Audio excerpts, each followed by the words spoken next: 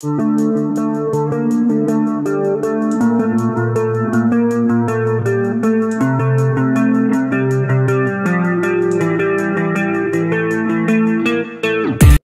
Futures and options या दोघांना एकत्रितपणे डेरिव्हेटिव्ह असंही म्हटलं जातं. त्यामुळे तुम्ही डेरिव्हेटिव्ह हा शब्द जर ऐकला असेल तर त्याचा अर्थ आहे फ्युचर्स आणि ऑप्शन्स टुगेदर. ओके, आता याच्यामध्ये काही हिडन डेंजर्स आहेत आणि यांचं एवढं डेंजरस जर हे आहे तर मग हे कशासाठी निर्माण केले गेले आपल्या स्टॉक एक्सचेंज कडनं किंवा आपल्या सेबी कडनं ह्याला परवानगी का मिळालेली आहे हे सुद्धा आपण समजून घ्यायचा प्रयत्न करू की ते कशासाठी वापरलं जातं किंवा कशासाठी वापरलं गेलं पाहिजे. ह्यातला फरक आपल्याला जर लक्षात आला तर आपल्याला हे अधिक डिसिजन मेकिंगसाठी उपयोगाला पडेल की आपण डेरिव्हेटिव्हचं ट्रेडिंग करावं की करू नये आणि करावं तर कसं करावं. Okay, first of all understanding derivative. Derivative हे फायनान्शियल कॉन्ट्रॅक्ट्स आहेत. आपण जे स्टॉक ट्रेडिंग करतो आणि हे डेरिव्हेटिव्ह ट्रेडिंग करतो ह्याच्यात एक सगळ्यात महत्त्वाचा फरक आहे. डेरिव्हेटिव्ह म्हणजे स्टॉक्स पेक्षा वेगळं का आहे हे सगळ्यात महत्त्वाचं लक्ष घ्यायला पाहिजे. स्टॉक्स हा ही एक वस्तू आहे ज्याला आपण टँजिबल ॲसेट म्हणू शकतो. म्हणजे थोडक्यात ती वस्तू आपण इकडून तिकडे नेतो डीमॅट अकाउंट मधनं. मी जेव्हा सेल करतो त्यावेळी माझ्या डीमॅट अकाउंट मध्ये आपल्या तुमच्या डीमॅट अकाउंट मध्ये ती मूव्ह होते ती वस्तू आणि तुम्ही ते पैसे देऊन जी खरेदी केलेली असते ती वस्तू तुमच्याकडे ऍक्च्युअली होल्डिंग मध्ये असते. त्याचा भाव कमी जास्त होऊ शकतो. उदाहरणार्थ रिलायन्सचा स्टॉक आहे. पण रिलायन्सच्या चार्टकडे जाऊ थोडा वेळ. हा रिलायन्सचा चार्ट आहे. 1407 रुपये आजचा रेट चाललेला आहे. तर 1400 रुपये देऊन तुम्ही हा स्टॉक खरेदी करू शकता. मग तो 1300ला जाऊ शकतो, 1200ला जाऊ शकतो, 1500ला जाऊ शकतो. परंतु त्याचा भाव काहीही झाला तरी तुमच्या हातामध्ये ती एक वस्तू आहे. रिलायन्स या कंपनीची तुम्ही पार्ट मध्ये मालक आहात आणि रिलायन्सने 1400 रुपयाच्या स्टॉकच्या मागे जर 10 रुपयाचा डिव्हिडंड डिक्लेअर केला तर तो डिव्हिडंड तुमच्या बँकेमध्ये प्रत्यक्ष येतो. ओके, याचा अर्थ तुम्ही एक वस्तू घेतलेली आहे जी तुमच्या हातात आहे. पण डेरिव्हेटिव्ह ट्रेडिंग करताना तुम्ही ट्रेड करता आहात एक कॉन्ट्रॅक्ट. हे लक्षात घ्या. हे फायनान्शियल कॉन्ट्रॅक्ट्स आहेत. म्हणजे थोडक्यात असं असं घडलं तर तुम्हाला पैसे मिळतील, असं असं नाही घडलं तर तुमच्याकडनं पैसे जातील आणि अमुक अमुक तारीख आली की हे कॉन्ट्रॅक्ट संपलं. त्याच्यानंतर त्या कॉन्ट्रॅक्टची किंवा त्या तुमच्या ट्रेडची काहीही व्हॅल्यू नाही. पुन्हा कधीही तो ट्रेड चार्टवरती सापडणार नाही. ओके, ते एक्सपायर होऊन जाईल कारण ते कॉन्ट्रॅक्ट होतं एका तारखेसाठीचं. ओके, फ्युचर आणि ऑप्शन हे दोन्हीही कॉन्ट्रॅक्ट्सच असतात. ते काही वस्तू नसतात म्हणून त्याच्यामध्ये पैसे आपण टाकलेले झिरो होऊ शकतात. हे लक्षात घेण्याची गरज आहे. आता हे कॉन्ट्रॅक्ट कुठल्या कुठल्या प्रकारचे असतात तर फ्युचर्स आणि ऑप्शन्स हे दोन मुख्य प्रकार. फ्युचर्सचा अर्थ काय होतो. आता फ्युचरचं एक्झाम्पल क्विकली जर द्यायचं झालं तर आपण असं समजूयात एक एक सोपं उदाहरण घेतो मी की एक रेस्टॉरंट ओनर आहे ज्याला बटाट्याची खरेदी करणं गरजेचं आहे रेग्युलरली त्याच्या वस्तूंसाठी. ओके, आणि बटाट्याचे भाव वाढणार आहेत हे त्याच्या लक्षात येतं कुठून तरी किंवा त्याला अंदाज असतो की अमुक अमुक महिन्यामध्ये बटाट्याचे भाव वाढणार आहेत. मग अशा वेळी तो काय करतो, एक तर तो बटाट्याची एक्स्ट्रा खरेदी करून ठेवू शकतो. बरोबर, समजा त्याला महिन्याला धरून महिन्याला त्याला 100 किलो बटाटे लागतात आणि पुढच्या 6 महिन्यामध्ये भाव वाढणार आहेत तर त्याला 600 किलो बटाटे लागणार आहेत. ओके, तर 600 किलो बटाटे तो खरेदी करू शकत नाही आजच्या दिवशी. मग तो काय करतो, प्रॅक्टिकल थोडस विचार करून मला कोणी सांगू शकतं का की आपल्याला 600 किलो बटाटे पुढच्या 6 महिन्यात लागणार आहेत आणि आता 600 किलो बटाटे घेण्यात की माझ्याकडे पैसे नाहीयेत पण मला अंदाज आहे की प्राइस वाढणार आहे तर मी काय करू शकतो. सर त्यांना सांगून म्हणजे थोडेसे पैसे देऊन वगैरे बुक करून ठेवू शकतात. Correct, exactly your. Okay, exactly त्याच प्रकाराला म्हणतात फ्युचर्स कॉन्ट्रॅक्ट. याचा अर्थ एका फ्युचर डेटला मी आजच्या ठरलेल्या भावाने हे बटाटे घेणार आहे. ठीक आहे, किती घेणार आहे, मोठ्या लॉटमध्ये घेणार आहे. ठीक आहे, मोठ्या लॉटमध्ये घेणार आहे म्हणूनच ते अलाउड असतं. मी 1 किलो बटाट्यासाठी हे कॉन्ट्रॅक्ट करू शकत नाही. 100, 200, 300, 600 किलोसाठी करू शकतो. ओके, पण त्याचा फायदा काय आणि तोटा काय हे पण लक्षात घ्या. पहिली गोष्ट मला काहीतरी मार्जिन ब्लॉक करावं लागेल. म्हणजे 600 किलो बटाट्यासाठी लागणारे पैसे जे ते मला जरी द्यायचे नसतील तरी मला किमान 100 किलोचे पैसे ऍडव्हान्समध्ये द्यायला लागतील. बरोबर, म्हणजे समजा 600 किलोसाठी धरून चला की किती लागणार आहे, समजा 60,000 रुपये लागणार तर मला आज 10,000 रुपये द्यायला लागतील. हे 10,000 रुपयामध्ये मी 60,000 रुपयाचा माल घेऊन ठेवू शकतो, ब्लॉक करून ठेवू शकतो. पण ह्याचा आता फायदा काय आणि तोटा काय हे सांगा. जर प्राइस वर गेली तर फायदा काय आणि जर प्राइस खाली गेली तर फायदा काय किंवा तोटा काय. समजा 600 किलो बटाट्याची किंमत 6 महिन्यामध्ये 60,000वरनं 80,000वर गेली तर माझा 20,000 रुपये फायदा झाला. बरोबर आहे. पण 60,000 रुपयांना जर आता हे कॉन्ट्रॅक्ट कसं असतं दोन्ही बाजूंना सेम लागू होतं. म्हणजे मला खरेदी करणं त्याच किमतीने कंपल्सरी आहे आणि समोरच्याला ते बटाटे मला विकणं त्याच किमतीने कंपल्सरी आहे. ओके, म्हणजे ते कॉन्ट्रॅक्ट जे आहे ते कम्प्लीट करायचं दोघांची ही जबाबदारी आहे. ओके, ऑब्लिगेशन आहे दोन्ही पार्टीजला, एवढं बंधनकारक आहे. मग प्राइस वर गेली तर मला प्रॉफिट होतो आणि विकणाऱ्याला लॉस होतो आणि प्राइस जर खाली गेली तर मला लॉस होतो आणि विकणाऱ्याला फायदा होतो. तर याला म्हणतात फ्युचर्स. आता याच्या उलट ऑप्शन आहे. ऑप्शन मध्ये 2 प्रकार असतात, कॉल आणि पुट. ओके, कॉल म्हणजे काय, प्राइस वर गेली तर मला फायदा व्हायला पाहिजे आणि प्राइस खाली गेली तर मला पुट ऑप्शन मध्ये फायदा होईल. म्हणजे प्राइस वर गेली तर कॉल ऑप्शन बाय केलेला असेल तर फायदा होईल, खाली गेलं तर नुकसान होईल. आता हे थोडंसं कळायला अवघड आहे, त्यामुळे मी परत एकदा एक्झाम्पलकडे जाणार आहे. रिलायन्सचं एक्झाम्पल दाखवणार आहे. तर कॉल आणि पुट हे दोन प्रकारचे ऑप्शन असतात. तर त्यातल्या कॉल ऑप्शनचं मी तुम्हाला एक्झाम्पल रिअलमध्ये रिलायन्सचा दाखवतो. हा चार्ट जो वरती आहे तो रिलायन्सचा चार्ट आहे. मागच्या काही दिवसांचा मी तुम्हाला दाखवतो. 1 सप्टेंबर पर्यंत ही प्राइस 7-8 दिवस पडत होती आणि 2 सप्टेंबरला ही प्राइस ग्रीन कॅन्डलमध्ये बंद झालेली आहे. ठीक आहे. त्याच्यानंतर दुसऱ्या दिवशी पण वरती जाणार असं साधारणतः दिसत आहे दोन्ही कॅन्डलच्या पॅटर्नवर. आणि त्याच्यानंतर खरंच प्राइस वरती गेली आहे. स्लो गेली आहे, पण गेली आहे. ओके. लार्ज कॅपचे स्टॉक्स जनरली स्लोवर जातात. रिलायन्स हा लार्ज कॅप स्टॉक आहे, मोठी कंपनी आहे, मोठं कॅपिटलायझेशन आहे. आता कितीवर गेली आहे या दिवसांमध्ये तुम्हाला सांगतो. ही प्राइस आहे 1366 ची क्लोजिंग प्राइस आहे. ती काल म्हणजे थर्सडेला 1419. 1366 वरून 1419 म्हणजे साधारणतः 50 रुपये वरती गेलेली आहे. ओके. आणि 1366 रुपयाला असताना इथे जर प्राइस रिव्हर्स झाली आहे असं मला वाटत असेल तर मी 1400 रुपयाचा कॉल विकत घेऊ शकतो. हे बघा, रिलायन्सचा 1400चा कॉल आहे, त्याचा चार्ट आहे. ठीक आहे. 1400 रुपये का? कारण 1366 प्राइस आलेली आहे, त्याच्या थोडासा वरचा मी घेतो, म्हणजे त्याच्यावरती प्राइस जाईल तेव्हा मला फायदा होईल असा अंदाज असतो. प्रत्येक लेवलचं एक कॉल आणि पुट ऑप्शन उपलब्ध असतं. ओके. NSEच्या साईटवरती जाऊन आपण रिलायन्सची ऑप्शन चेन बघू शकतो, म्हणजे कुठले ऑप्शन उपलब्ध आहेत आणि त्यांची काय प्राइस चालली. तर 1400, 1500, 1420, 1560 या लेवल पर्यंत प्रत्येक लेवलचा कॉल आणि पुट उपलब्ध आहे. ओके. तुम्हाला हे लक्षात येईल. जवळपास तुमच्याकडे 100 वेगवेगळ्या प्रकारचे कॉन्ट्रॅक्ट तुम्हाला घ्यायला उपलब्ध आहेत. 50 या बाजूला कॉलचे आणि 50 या बाजूला पुटचे. त्यामुळे त्यातलं एकच एक्झाम्पल मी घेतलेलं आहे जे समजायला सोपं आहे. 1400 रुपयाच्या वर जर प्राइस गेली तर मला फायदा व्हायला पाहिजे, म्हणून मी हे कॉल विकत घेतला. तो कॉल कितीला मला मिळाला त्या दिवशी? 16 रुपयाला मिळाला. ओके. जर मी याला खरेदी करायचा विचार करतो तर मला किती खर्च करावा लागेल? 500चा लॉट आहे. जसं मी तुम्हाला पोटॅटोचं एक्झाम्पल सांगितलं, ज्याच्यामध्ये आपल्याला एका विशिष्ट क्वांटिटीने घेतलं तरच करता येतं. तसं फ्युचर आणि ऑप्शन ट्रेडिंग हे विशिष्ट नंबर ऑफ क्वांटिटीनेच करता येतं. 1-2 ने घेता येत नाही. जसा रिलायन्सचा स्टॉक मी एक क्वांटिटी घेऊ शकतो, 1407 रुपये दिले की माझं काम संपलं. तसं मला कॉलमध्ये किंवा पुटमध्ये किंवा फ्युचरमध्ये करता येत नाही. 500च्या क्वांटिटीनेच मला ट्रेडिंग करावं लागेल. तर 500ची क्वांटिटी मी घेतली, 1400चा कॉल मी विकत घेतला.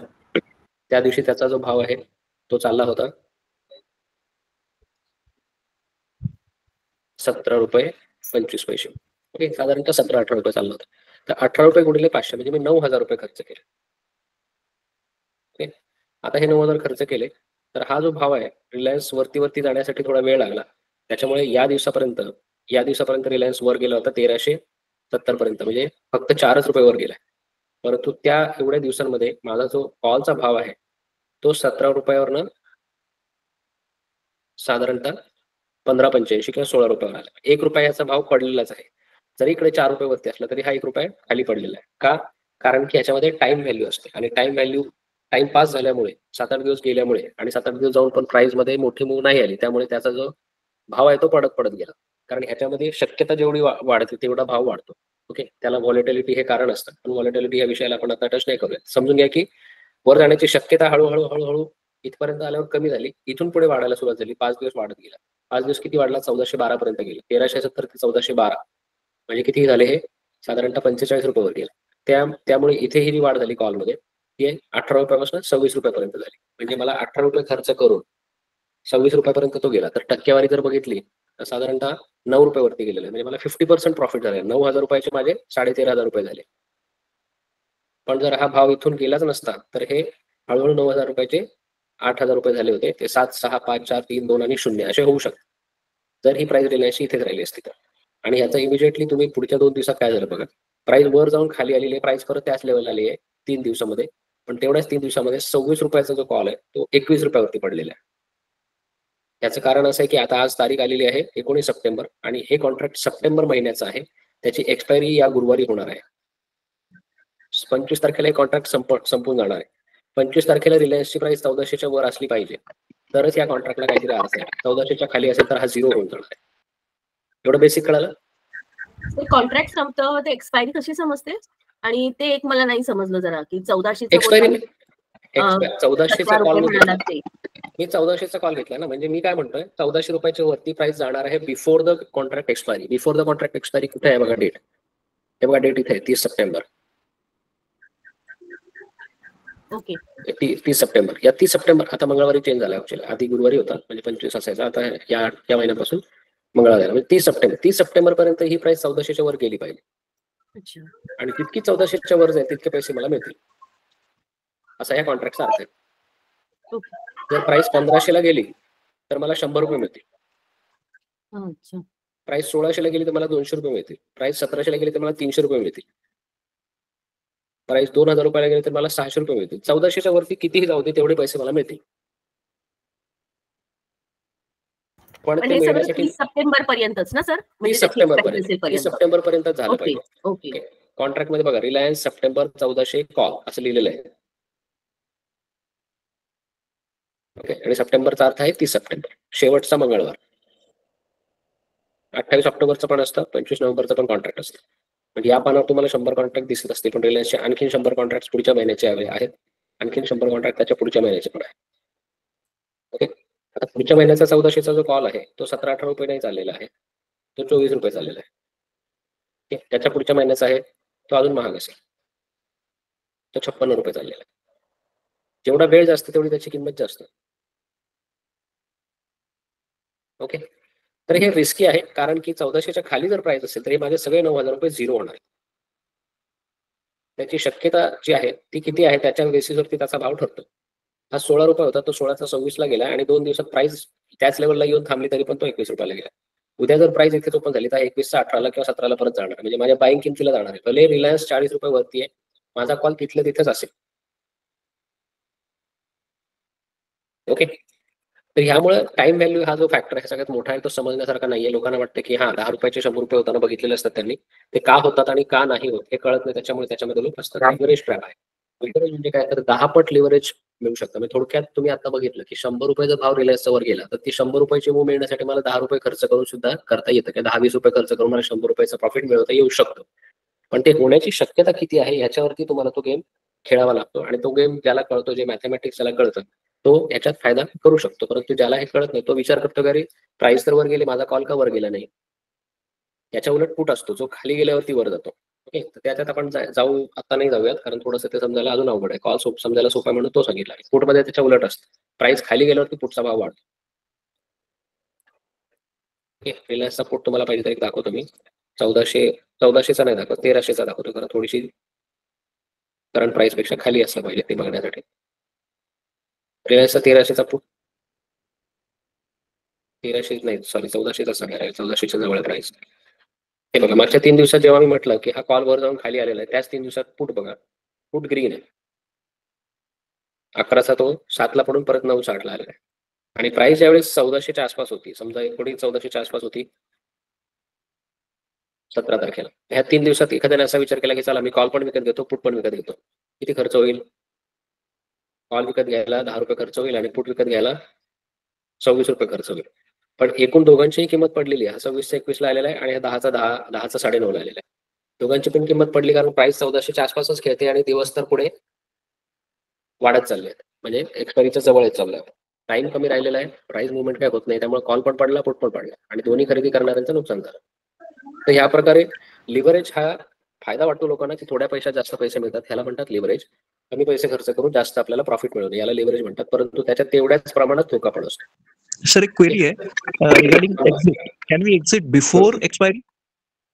या we can exit any time. आता आपण बाय करू शकतो आणि पुढच्या 2 मिनिटात आपल्याला वाटलं प्रॉफिट झालं तर काढू शकतो. आणि ते 2-5 मिनिटात प्रॉफिट काढून पडणे ह्याला स्कॅल्पिंग असा प्रकार म्हणतात. आणि त्याच्यात सुद्धा जे एक्सपर्ट लोक आहेत ते करतात ते स्कॅल्पिंग. निफ्टीमध्ये करतात. निफ्टीचे कॅन्डल बघून, 5 मिनिटाची कॅन्डल बघून पुढच्या 5 मिनिटात आपल्याला जर एक 10-20 पॉईंटची निफ्टीमध्ये मूव दिसत असेल तर ते इन द मनी कॉल किंवा जो कॉल जास्त वाढू शकतो असा आयडेंटिफाय करून तो घेतात आणि 70 रुपयाला घेऊन 80 रुपयाला विकतात. त्याला स्कॅल्पिंग म्हणतात. तर आपण कधीही एक्झिट करू शकतो. पण मेजॉरिटी केसेसमध्ये काय होतं, अकाउंट ब्लोआउट्स होतात. म्हणजे काय की इथे बघा, आता हा तुम्हाला मी परत एकदा ऑप्शन चेन दाखवतो. रिलायन्सचा या आठवड्याचा, या महिन्याचा दाखवतो, कारण त्याच्यात सगळ्यात जास्त ट्रेडिंग चालू असतं. आता इथे ही जी ऑप्शन चेन आहे याच्यात 1400च्या वरचे कॉल हे किती खरेदी केले गेले त्याची क्वांटिटी इथे दिसते, त्याला ओपन इंटरेस्ट म्हणतात. तर इथे 11,000, इथे 9,000, इथे 13,000, इथे 2800, सगळ्यात जास्त 15,800 इथे आहे सगळ्यात जास्त. ओके. सगळ्यात जास्त इथे एक याचा अर्थ आहे की 1500 रुपयाला प्राइस जाईल अशा प्रकारची बेट लावून बसलेले खूप लोक आहेत. 1500 रुपयाला प्राइस जाईल अशा प्रकारे खूप सारे लोक बेट लावून बसलेले आहेत. त्या सगळ्या लोकांचा सगळ्या लोकांचं अनालिसिस असं आहे की 1500ला प्राइस जाईल असं नाहीये. त्यांच्या घेण्याचं कारण हे आहे की हा बघा 1 रुपयाला ट्रेड होतोय.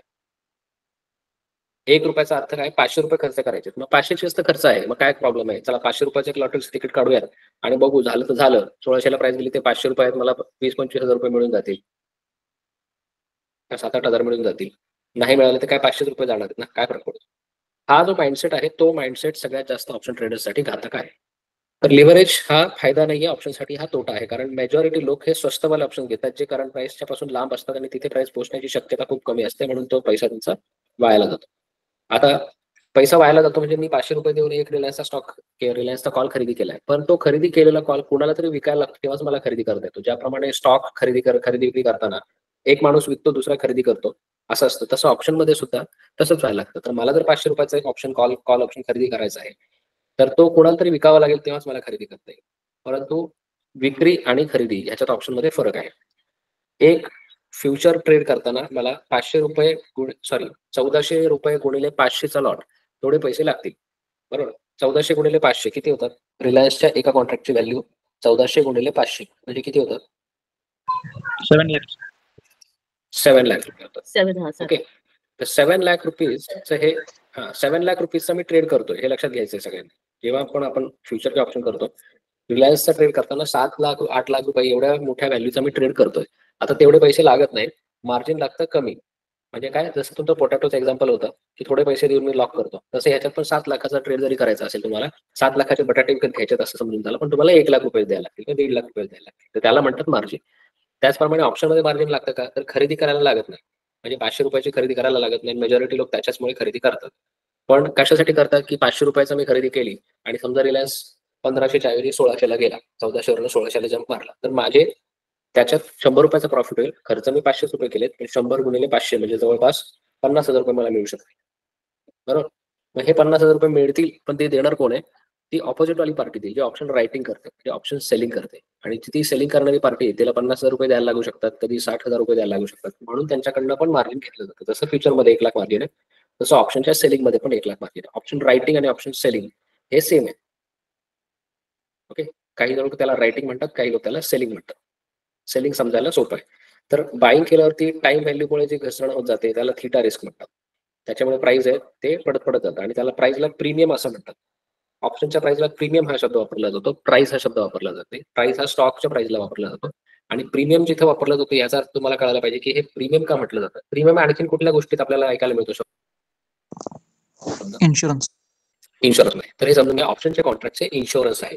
त्यांची निर्मिती ही इन्शुरन्ससाठी झालेली आहे आणि ती निर्मिती करणं सरकारला बंधनकारक आहे, कारण आपल्याकडे खूप सारे फॉरेन इन्व्हेस्टर येतात आणि आपल्या मार्केटमध्ये इन्व्हेस्ट करतात आणि आपल्याकडे कुठलीही गोष्ट खरेदी केली तर त्याचा इन्शुरन्स घेणं हे बंधनकारक काही गोष्टीत असतं. जसं गाडीच्या केसमध्ये बंधनकारक असतं आणि लाईफ के हेल्थ हे बंधनकारक नसतं. परंतु जर एखाद्याला इन्शुरन्स घ्यायचा असला, इव्हन ट्रॅव्हल इन्शुरन्स असतो, ट्रेनच्या तिकिटाचा इन्शुरन्स असतो, ट्रेनच्या प्रवासाचा इन्शुरन्स असतो, हा इन्शुरन्स देणारी जी कंपनी आहे ती आपल्याकडनं एक थोडं त्याची किंमत वसूल करते, त्याला प्रीमियम म्हणतात. पण majority of people who will buy that insurance will not use it. म्हणजे जास्तीत जास्त लोक जे प्रीमियम भरतील त्या जास्तीत जास्त लोकांना त्या प्रीमियम भरल्याचा मोबदला मिळणार नाहीये आणि म्हणूनच त्याला इन्शुरन्स म्हणतात. कारण 100 लोकांनी इन्शुरन्स बाय केला आणि एकाच माणसाचं नुकसान झालं तर ते 100 लोकांचे जे पैसे गोळा झालेले असतात ते एका माणसाला मिळतात आणि याच्यामधनं जो गॅप राहतो त्या प्रॉफिटवरती ती इन्शुरन्स कंपनी काम करते किंवा प्रॉफिट मिळवते. ओके, तर त्याचप्रमाणे ऑप्शन हा जर प्रीमियम आहे तर तो प्रीमियम जेव्हा आपण खरेदी करतो त्याचा अर्थ त्याच्यातनं फायदा होण्याची शक्यता ही जवळपास 80-90% फायदा होण्याची शक्यता नाही. जेव्हा आपण प्रीमियम देऊन इन्शुरन्स खरेदी करतो त्यावेळी 70-80-90% पर्यंत चान्स असा आहे की आपण त्या पैशातनं काहीही परत मिळवणार नाही. तसंच ऑप्शनला होतं खरेदी करताना. परंतु ज्यावेळी एखादी कंपनी इन्शुरन्स विकते त्यावेळी त्यातनं काही ना काही फायदा होईल ह्याची 70-80-90% गॅरंटी तिला होते आणि त्याचप्रमाणे त्या प्रीमियमची किंमत ठरलेली असते. हे लॉजिक लक्षात आलं सगळ्यांच्या. म्हणून ऑप्शन बाय करायचं नाही तर ऑप्शन सेलिंग करून आपल्याला प्रॉफिट जास्त मिळवता येतो. परंतु ते पण एवढं सोपं नाहीये, कारण 1.5 लाख रुपये मार्जिन देऊन तुम्ही एक रिलायन्सचा ऑप्शन सेल केला समजा एखाद्याला 500 रुपयाला, तर 1 ते 1.5 लाख रुपये गुंतवून तुम्हाला 500 रुपयाच्याच प्रॉफिटची गॅरंटी आहे. ही पण गॅरंटी नाहीये. जर प्राइस वर गेली तर तुम्हाला तो लॉस भरून काढावा लागेल. म्हणूनच तुमच्याकडनं मार्जिन घेतलं जातं. ठीक आहे, तर या प्रकारचे बऱ्याच रिस्क, एक रिस्क आहे. दुसरी आहे मार्जिन कॉल्स अँड एमटी नाईटमेअर्स. तुम्ही ज्या ऑप्शन ट्रेडिंग करता जर सेलिंग करणार असाल तर तुम्हाला साधारण 1 ते 1.5 लाख रुपये मार्जिन ठेवावं लागतं. आणि त्याच्यात जर काही चढ उतर झाले तर त्याचा जो प्रॉफिट किंवा लॉस असेल तो दिवसागणिक तुम्हाला आयदर परत केला जातो किंवा तुमच्याकडनं घेतला जातो. तुमच्या अकाउंटमध्ये जी कॅश असेल ती cash plus minus hard cash plus minus होत राहते. प्रॉफिट झाला तर तुम्हाला कॅश दिली जाते रात्री, आणि प्रॉफिट नसेल लॉस असेल तर तुमच्याकडनं ती कॅश घेतली जाते. तुमच्या अकाउंटला कॅश नसेल तर ते नेगेटिव्ह मध्ये जातं. म्हणून तुम्हाला अधिक पैसे त्यात टाकून ठेवावे लागतात अकाउंटमध्ये. नाहीतर तुमचं कॉन्ट्रॅक्ट ऑटोमॅटिक एक्झिट केलं जाऊ शकतं. म्हणजे ब्रोकरला ती परवानगी असते की तुमचा ट्रेड बंद करणे, लॉसमध्ये असो प्रॉफिटमध्ये असो. तुमच्याकडे मार्जिन संपलं किंवा कमी पडलं तर तो तुमचा ट्रेड बंद होत जाईल. ओके, फोर्स्ड स्क्वेअर ऑफ म्हणतात त्याला. म्हणजे तुमचा ब्रोकर तो ट्रेड बंद करू शकतो तुमच्या परवानगी शिवाय. मग ह्या केसमध्ये काय होतं, इमोशनल स्ट्रेस येतो, त्याच्यामुळे ओव्हर ट्रेडिंग होतं की चला आता कॉल माझा चालला नाही, आता मी पुट बाय करतो. मग प्राइस खाली जात नाही, पुटचा पण लॉस होतो. मग त्याला वाटतं परत कॉल घेऊयात, परत पुट घेऊयात. अशा प्रकारे तो लॉसला चेस करत राहतो ट्रेडर, आणि ह्या सायकोलॉजीमध्ये त्याचे पैसे खाली खाली खाली खाली कॅश पडत जाते. आणि या महिन्यातली उरलेली सॅलरीतले काही काढलेले पैसे संपले की तो पुढचा उरलेला महिना काही करत नाही, पण पुढच्या सॅलरी आल्यावरती पुन्हा त्याच चक्रामध्ये फसून जातो. अशा प्रकारे 90% जे ट्रेडर्स आहेत ते लॉस करतात. आपल्याला कुठल्याही ब्रोकिंग टर्मिनलला लॉग इन केल्यावरती एक अलर्ट दाखवला जातो सेबीकडनं की 80-90% of retail F&O traders are losing money, आणि त्यांचा 100% प्रीमियम हा 0 होऊन जातो. त्यामुळे आपण जे सिस्टमॅटिकली जे ट्रेड करतात ते 1 ते 2% त्यांच्या कॅपिटलमध्ये रिस्क घेतात आणि ते सिस्टमॅटिक ट्रेड करतात. दर महिन्याला किंवा दरवर्षी 70-80% जे रिटेल ट्रेडर्स आहेत ते लॉसमध्ये जातात, आणि ते लॉसमध्ये गेल्यावरती पुन्हा ते F&O करणार नाही अशा माइंडसेटमध्ये जातात. परंतु नवीन F&O ट्रेडिंग करणारे लोक येतात मार्केटमध्ये, आणि उरलेले जे 5-10% जे प्रॉफिटेबल असतात ते मात्र तेच राहतात, आणि येणाऱ्या जे नवीन लोक आहेत त्यांच्याकडनं त्यांचा प्रॉफिट होत राहतो. अशा प्रकारे हा गेम F&Oचा चालू राहतो. त्याच्यामुळे F&O हे रिस्क मॅनेजमेंट ठेवून करण्याची गोष्ट आहे, रेस्पॉन्सिबली करण्याची गोष्ट आहे. तुम्हाला आधी पेपर ट्रेडिंग केला पाहिजे, तुमची मेथड काय हे ठरवलं पाहिजे. तुम्ही बाईंग करणार आहे, सेलिंग करणार आहे, तुमचं हेजिंग कसं करणार आहे, तुमच्याकडे कॅपिटल किती आहे, ते कॅपिटल सायझेबल असेल तर स्ट्रॅटेजीज करता येतात. म्हणजे किमान तुमच्याकडे पोर्टफोलिओ असेल 5 ते 10 लाखाचा, तर त्याचा वापर करून तुम्ही ऑप्शन सेलिंग करू शकता आणि सिस्टमॅटिकली ट्रेड करू शकता. आता करंटली माझे जे ट्रेड चालू आहेत तुम्हाला मी उदाहरण दाखवू शकतो. हे बघा, या अकाउंटमध्ये साधारणतः एक 12 lakhs 13 lakhsचं मार्जिन आहे. ओके, आणि मार्जिन आणि कॅश याच्यात फरक आहे. तुमच्या अकाउंटला 12 लाख कॅश असणे आणि 12 लाख मार्जिन असणे याच्यात फरक आहे. तर हे जे होल्डिंग आहेत माझ्या अकाउंटला, या अकाउंटला तुम्हाला जे होल्डिंग दिसत आहेत, फॉर एक्झाम्पल निफ्टी बीजचा ETF आहे, जे आपण ग्रुपमध्ये चर्चा करतो. ETF, ITBs, बँक बीज, गोल्ड बॉन्ड्स, फायनान्सचा ETF आहे, स्मॉल कॅप ETF आहे, इक्लरचा स्टॉक आहे.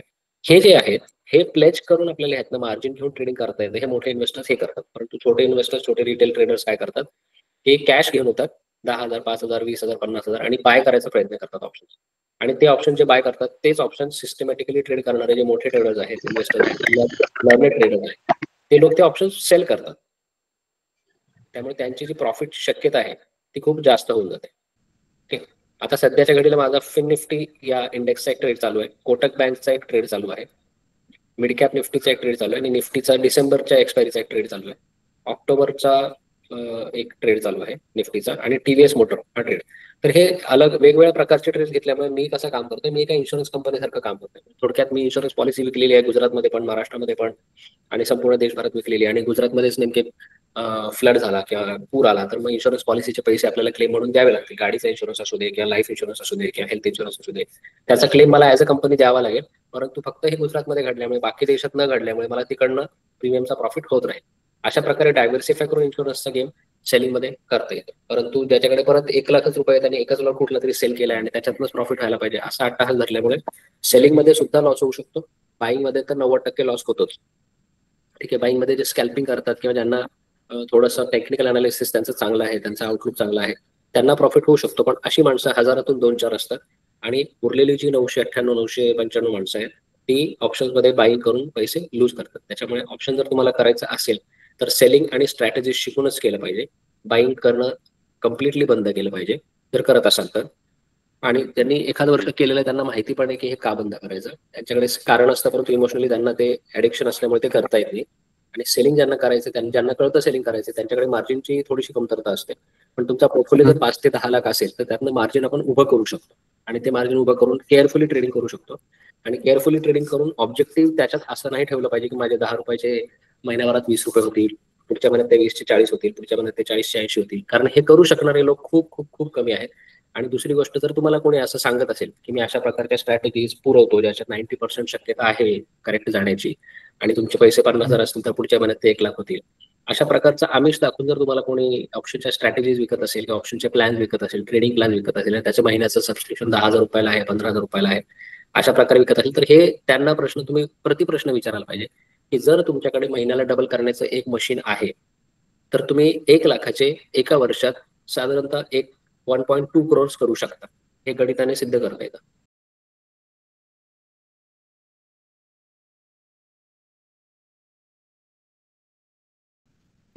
तुम्हाला अशा प्रकारे कोणाचे फोन आलेत का? ऑप्शनचे आम्ही स्ट्रॅटेजीज देतो आणि टिप्स देतो आणि कॉल्स देतो आणि तुमचे डेफिनेटली जर 10,000 रुपये जरी असतील तरी तुम्ही सुरू करू शकता.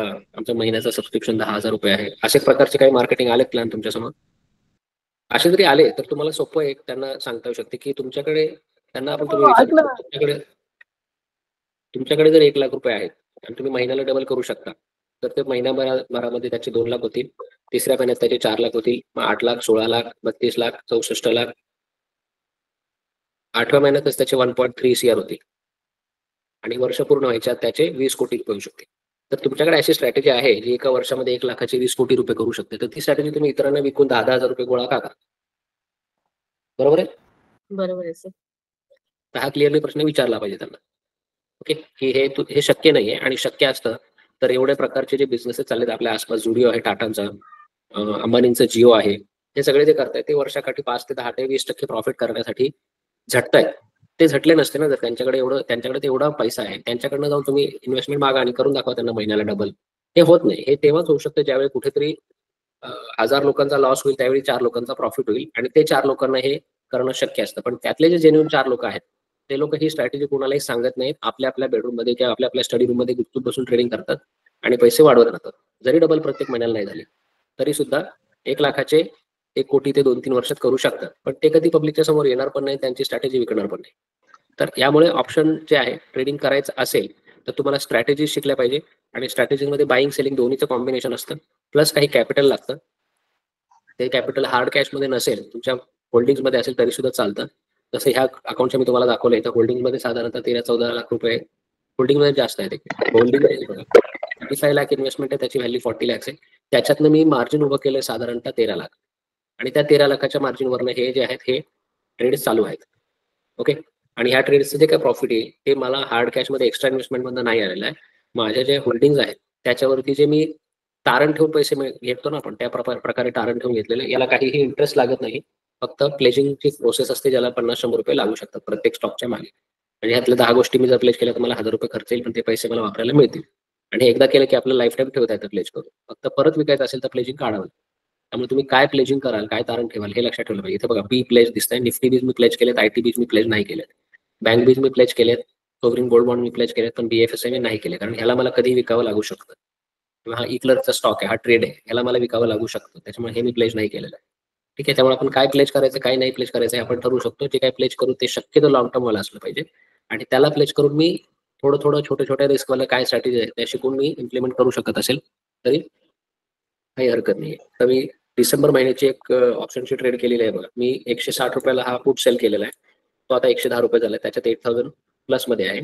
पण मी त्याच्या अगेन्स्ट बाय पण केला 20,000चा, जो 28 रुपयाला बाय केला होता तो 19 ला गेला, त्याच्यात 1300 रुपये लॉस झाला. बट हे दोन्ही कॉम्बिनेशन आहे, हे दोन्ही एकत्रित करणं गरजेचं आहे. हा लॉस घेणं पण मला गरजेचं आहे. कुठेतरी प्रॉफिट कुठेतरी लॉस अशा प्रकारच्या कॉम्बिनेशन मध्ये हा ट्रेड चालतो. त्यासाठी ते थोडं तुम्हाला कॉम्बिनेशन शिकायला लागतं, त्याला म्हणतात ऑप्शन स्ट्रॅटेजीज. तुम्ही जॉईन केलं तर माझ्याकडे 2-3 ई बुक्स आहेत, त्याचा ऍक्सेस मी तुम्हाला देईल वाचण्यासाठी. इंग्लिशमध्ये आहेत पण मराठीमध्ये नाही आहेत, पण ते वाचून तुम्हाला जर स्ट्रॅटेजी शिकायची असेल तर तुम्ही सहज शिकू शकता. आता काही डाऊट्स असतील तर घेऊ before we close today session. काही डाऊट्स आहेत तुमचे?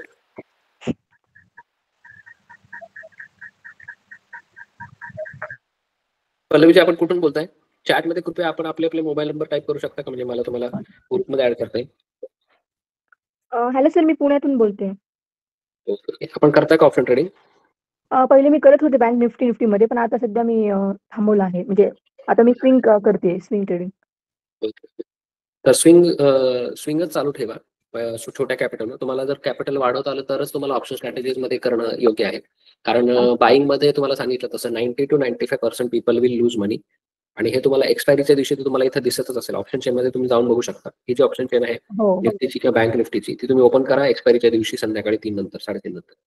तुम्हाला तिथे दिसेल की हे मॅक्सिमम ऑप्शन्स जे आहेत त्यांची क्वांटिटी तुम्हाला इथे दिसेल. ओआयच्या कॉलममध्ये क्वांटिटी दिसेल आणि प्राइसच्या क्वांटिटीमध्ये प्राइसच्या ठिकाणी तुम्हाला सगळीकडे 0 दिसेल.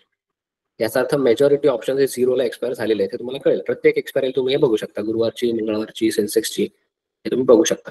तर बाईंग मध्ये शक्यता जिंकण्याची ही 5%च आहे आणि ते 5% लोक आहेत, असे लोक आहेत जे 20-20 वर्षापासून आपल्या स्ट्रॅटेजीजला फाईन ट्यून करत आहेत, इम्प्रोवाइज करत आहेत, त्याच्यावरती काम करत आहेत. तेच ते 5% लोक आहेत. बाकी जे 95% लोक आहेत ते ऑप्शन बाईंग मध्ये कधीही प्रॉफिट करू शकत नाही. त्यांना फार फार तर ऑप्शन स्ट्रॅटेजिस्टच्या मार्गाने जाता येतं. तर ते तुम्हाला शिकायचं असेल तर नक्की करू शकता, पण त्यासाठी थोडं कॅपिटल निर्माण करा आणि निदान तुमच्याकडे 1-2-3 लाखाचं कॅपिटल असेल. कॅपिटल म्हणजे हार्ड कॅश नाही म्हणत मी, तुमच्याकडे जर हे असेल, होल्डिंग असतील तुमच्या काही म्युच्युअल फंड मध्ये, काही ETFs मध्ये लॉंग टर्मच्या, तर त्या वापरून सुद्धा तुम्ही स्ट्रॅटेजीज वापरून शिकू शकता. अच्छा.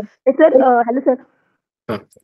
हा सर, सध्या तर मी ऑप्शन बंदच केले. मला स्विंग मध्येच थोडंसं म्हणजे चालू ठेवायचं. स्विंगचं तुम्हाला मी मेथडॉलॉजी माझी आहे ती युट्यूब मध्ये एका ह्याच्यात आहे. तुम्हाला फंडामेंटल्स केले पाहिजेत. फंडामेंटल्स हा पहिला स्टेप असला पाहिजे. स्विंग मध्ये लोक फंडामेंटल्स मध्ये ते ROE, ROC ते पण म्हणजे ते पाहायला पाहिजे का सगळ्या ह्या गोष्टी? तुम्हाला रेशो आणि त्याची जी नावं आहेत किचकट यापेक्षा जास्त विचार असा केला पाहिजे की तुम्ही ऍज अ बिझनेसमॅन आहात, तर तुम्हाला एका बिझनेसमध्ये इन्व्हेस्ट करायला मी सांगितलं. समजा मी म्हटलं की माझं बाबा काय साडीचं दुकान आहे किंवा चहाचं दुकान आहे आणि तुम्ही त्यात इन्व्हेस्ट करा, असं जर मी म्हटलं तर तुम्ही काय विचाराल प्रश्न? प्रॅक्टिकली आपण तिकडे येऊ की माझा एक बिझनेस चालू आहे, दुकान आहे कसलं तरी, ठीक आहे, आणि मी तुम्हाला म्हणेल की मला ते दुकान थोडं वाढवायचं आहे, थोडा स्टॉक एक्स्ट्रा घ्यायचा आहे, त्याच्यामुळे फायदा होऊ शकतो, पण माझ्याकडे पैसे नाही, तर तुम्ही गुंतवा. तर तुम्ही काय काय विचाराल मला गुंतवण्यापूर्वी? प्रॉफिट. सांगा. प्रॉफिट. बरोबर. मी प्रॉफिट मध्ये आहे का? बरोबर. हा पहिला विचार. बरं, ठीक आहे. मी सांगेल प्रॉफिट तर चालू आहे, प्रॉफिट आहे, ठीक आहे. तुम्ही विचाराल किती प्रॉफिट आहे? बरोबर. दिवसाला सर तुमच्याकडे किती लोक येतात असं तुम्हाला वाटतं, असं त्याच्यावरून? किती लोक आहेत? बरोबर. हम्म. तर असं की तुमच्याकडे टोटल स्टॉक किती आहे? तुम्ही जर आज दुकान बंद करायचं म्हटलं तर किती पैसे परत मिळतील? ओके, त्याला म्हणतात बुक व्हॅल्यू. ठीक आहे. तर ह्या सगळ्या ज्या व्हॅल्यूज आहेत, प्रॉफिट होतोय की नाही होतोय, प्रॉफिट मागची किती वर्ष होतोय, हे मी तुम्हाला सांगू शकतो, पण मी खरं बोलतोय की खोटं बोलतोय हे तुम्हाला माहित नाही. त्याप्रमाणे एखादी कंपनी खरं बोलते की खोटं बोलते हे म्हणण्यापेक्षा त्यांनी ती पब्लिकमध्ये इन्फॉर्मेशन डिस्प्ले केलेली आहे, ती screener.in या वेबसाईटवर असते. मी यूज करते सध्या. तर screener.in वरती गेल्यावरती तुम्हाला कळेल की रिलायन्सच उदाहरण तुम्हाला सोपं दाखवतो. रिलायन्स हा ट्रेड करत नाही मी, कारण मी लार्ज कॅप ट्रेड करत नाही शक्यतो, पण तुम्हाला उदाहरणादाखल समजायला सगळ्यात सोपं आहे. ह्या कंपनीच्या ह्या दुकानाची साईज आहे 19 लाख कोटी रुपये. ठीक आहे. त्याची 1400 रुपये भाव चालू आहे आणि 600 रुपये बुक व्हॅल्यू आहे. म्हणजे आजच्या आज जर रिलायन्स बंद पडलं तर निदान 600 रुपये 1400तले परत मिळू शकतील, अशी परिस्थिती आहे. ठीक आहे. पण बंद पडणार नाही. बऱ्याचदा बुक व्हॅल्यू ही काही फार मॅचिंग होत नाही आणि बऱ्याच कंपन्यांची होतच नाही ती, कारण का आजची व्हॅल्यू जी आहे ही फ्युचर बिझनेसवरती असते, आजच्या ऍसेट्स वरती नसते. त्याच्यानंतर प्रॉफिट लॉसच्या टॅबला मी जाईल, बघेल की हा काय सेल्स होतोय. इकडे 4,33,000 सेल होत होता, 4,33,000 कोटी रुपये, आणि आता साधारणतः 9,76,000, म्हणजे मागच्या 10 वर्षामध्ये सेल्स डबल झालेला आहे. ठीक आहे. आणि प्रॉफिट किती झालेला आहे? प्रॉफिट 28,000 कोटीवरनं 106 कोटी. प्रॉफिट साधारणतः ट्रिपल झालेला आहे. सेल्स डबल आणि प्रॉफिट ट्रिपल, थोडक्यात प्रॉफिट वाढलेला आहे ना, प्रॉफिटचं प्रमाण वाढलेलं आहे. हो. मग मी म्हणू शकतो हा बिझनेस आहे जो चालू आहे, चांगला आहे, वर ग्रोथ होते, मग ह्याच्यात मला इन्व्हेस्ट करायला काही प्रॉब्लेम वाटत नाही. दुसरी गोष्ट इन्व्हेस्टर्स. ओके, हे सगळं फंडामेंटलच्या फर्स्ट चॅप्टर मध्ये युट्यूब वरती आहे माझ्या, त्यात तुम्ही बघू शकता. प्रमोटिंग होल्डिंग जास्त पाहिजे ना पब्लिक पेक्षा जास्त पाहिजे, बरोबर आहे. आणि FIIचं असेल तरी पण चालतं. पब्लिकचं समजा प्रमोटरचं कमी असेल पण फॉरेन इन्स्टिट्यूशनचं जास्त असेल, तर फॉरेन इन्स्टिट्यूशन हे रिसर्च करून इन्व्हेस्ट करणारी लोक आहेत ना, तर त्यांनी जर इन्व्हेस्ट केलंय. डोमेस्टिक इन्व्हेस्टर्स म्हणजे म्युच्युअल फंड आहेत आपल्या भारतातले, त्यांनी इन्व्हेस्ट केलेलं आहे. फॉरेन इन्व्हेस्टर्सने इन्व्हेस्ट केलेलं आहे. स्वतः प्रमोटर 50% इन्व्हेस्ट करून बसलेला आहे आणि पब्लिककडे फक्त 10% शेअर आहे.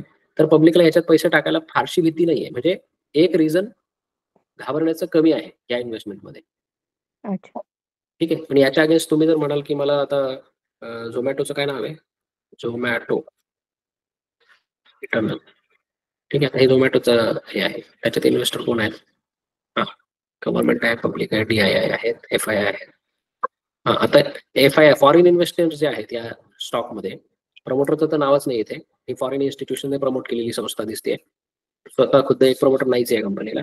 फॉरेन इन्व्हेस्टर्सने या कंपनीमध्ये 57% शेअर टाकला होता 2022 मध्ये.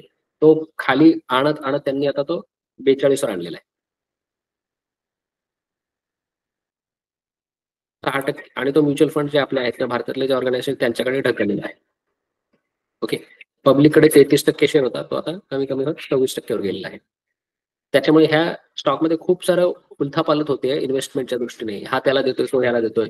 मग आपल्याला इथं थोडंसं घाबरून राहायला पाहिजे. बाकी गोष्टी पण बघू शकतो आपण, प्रॉफिट लॉस. आता हा 400 कोटीचा सेल होत होता 2018ला, आता 20,000 कोटीचा सेल होतो. कंपनीची व्हॅल्यू काय आहे? 3 लाख कोटी. हे खूपच झालं. ठीक आहे. त्याच्यानंतर पीई रेशो असतो. पीई रेशो हा जनरली 10, 20, 30, 40 असं मानला जातो. हा योग्य आहे. 50च्या वर थोडासा डेंजरस होतो, 100च्या वरती अजून डेंजरस होतो. आणि ह्या कंपनीचं प्राइस टू अर्निंग 1000 वर गेलेला आहे. मी या कंपनीचा चार्ट कितीही अट्रॅक्टिव्ह वाटलं तरी याला हातच लावणार नाही. पीई बघा, हा 400चा एकदम तुमचा पीई गेलेला आहे 900,000ला. त्याच्यामुळे ह्याच्यात कितीही अट्रॅक्टिव्ह ऑपॉर्च्युनिटी मी जर लूज केली तरी मी या स्टॉकला हात लावणार नाही. अशा प्रकारचे फंडामेंटल तुमचे जर रूल्स असतील ना, त्याच्यानंतर तुम्ही चार्टिंग मध्ये थोडीफार मिस्टेक झाली तरी सुद्धा स्क्रीनवर तुमचा एवढा काही पडणार नाही. पण फंडामेंटल मध्ये तुमची जर चूक झाली, तुम्ही एखादी वाईट कंपनी कुठल्या तरी अट्रॅक्टिव्ह कारणामुळे किंवा खूप वाटतंय, अमुक अमुक बोलताय, त्या वेबसाईटवर पाहिलं, युट्यूबवर सांगितलं, एखाद्या मित्राने सांगितलं अनालिसिस, एखाद्या मित्राला चार्टिंग खूप छान कळतं त्याने सांगितलं, अशा कारणासाठी तुम्ही एखादा स्टॉक घेऊ नका. तुम्हाला त्या कंपनीमध्ये काहीतरी तथ्य दिसत असेल तरच त्या कंपनीला तुम्ही स्विंग ट्रेड लावा. मग ते स्विंग ट्रेडिंगचा लॉंग टर्म ठेवायला सुद्धा एखादा स्टॉक तुम्हाला त्यात सापडू शकतो. तुम्ही लॉंग टर्म ठेवा आणि मी स्टॉकमध्ये प्रॉफिट घ्या आणि मग तुम्हाला लॉंग टर्म ठेवायचं तर ठेवा. परंतु फंडामेंटलचा अभ्यास न करता स्विंग ट्रेडिंगला अजिबात हात घालू नका. त्याच्यानंतर दुसरं महत्वाचं की त्याला बिझनेस अप्रोच कसा द्यायचा हे माझ्या मेथोडॉलॉजीमध्ये आहे की तुम्हाला वर्षागणिक प्रॉफिटेबिलिटी किती काढायची आहे त्याच्यातनं हे ठरवा.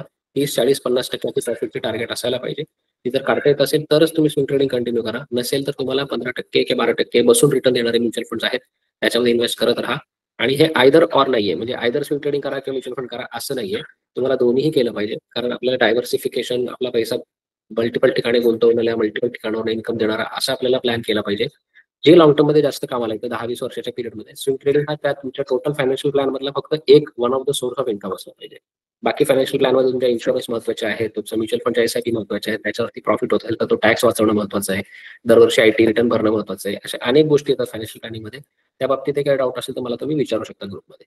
आणि स्विंग ट्रेडिंग साठी तुम्हाला जर फायनान्शियल इन्व्हेस्टमेंटचे ऍडवाइसमेंट करता का? म्हणजे हो, म्युच्युअल फंडच्या प्लॅनिंग मी करतो डेफिनेटली. तुम्हाला जर एसआयपी असेल तुमची तर तुम्हाला मी सांगू शकतो काही चेंजेस करायचे असतील तर, किंवा रोटेशन जे असतं ते टॅक्स गेन वाचवण्यासाठी. म्हणजे बऱ्याच लोकांच्या आता परवाचं एक उदाहरण, मला एक मित्राच्या मित्राने अप्रोच केला, सिक्कीमचा आहे तो.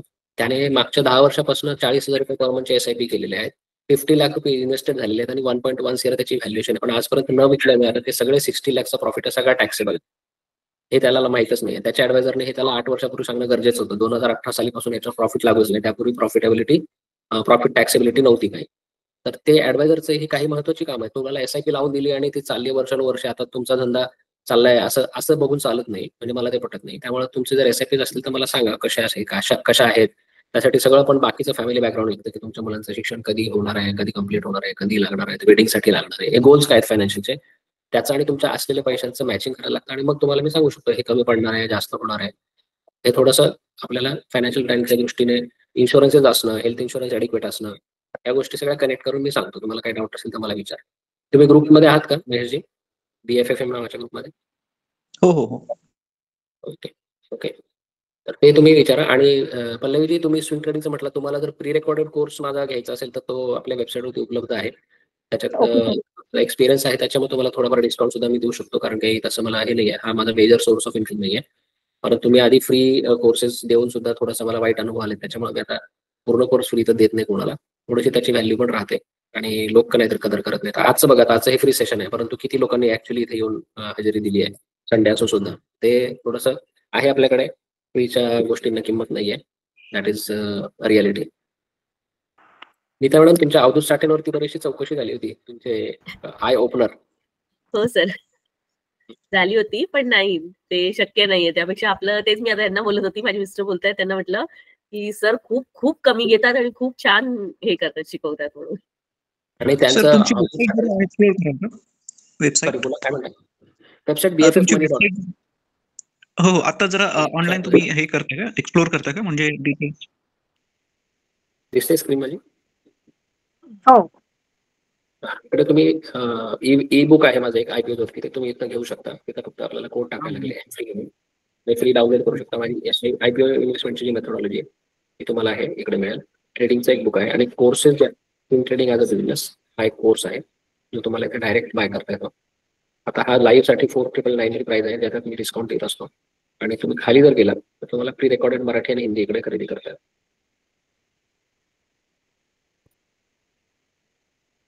ओके, आता इथे तुम्हाला 1,999 दिसेल, पण मी डिस्काउंट कोड तुम्हाला जर मला तुम्ही व्हॉट्सअपवर अप्रोच केलं तर मी डिस्काउंट कोड तुम्हाला देईल.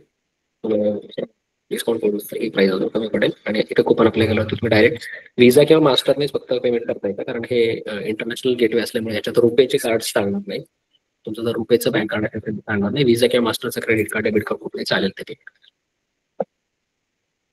त्यात कोर्सची डिटेलिंग दिलेली आहे, काय असेल कोर्स आणि कोर्स बघून तुम्हाला काय डाऊट असेल तर तुम्ही ग्रुपमध्ये विचारू.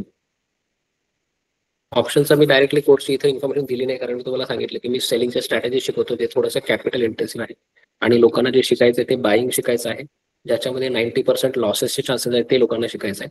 आणि ते शिकवणारे खूप सारे लोक युट्यूबवर किंवा इतर कोर्सेसमध्ये ते सारे लोक उत्सुक आहेत शिकवायला, परंतु ते स्वतः प्रॉफिटेबल त्याच्यामध्ये नाही आहेत. जाहिरात करून ट्रेनिंग देणे, स्वतः ट्रेनिंग न करणे या प्रकारामध्ये ते मोडतात. मी स्वतः ट्रेडिंग करतो, स्वतः लाईव्ह ट्रेड डिस्कस करतो. तिथे काय डाऊट असेल तर मला ग्रुपवरती सांगा. हो sir, thank you sir. Thanks. Thank you sir.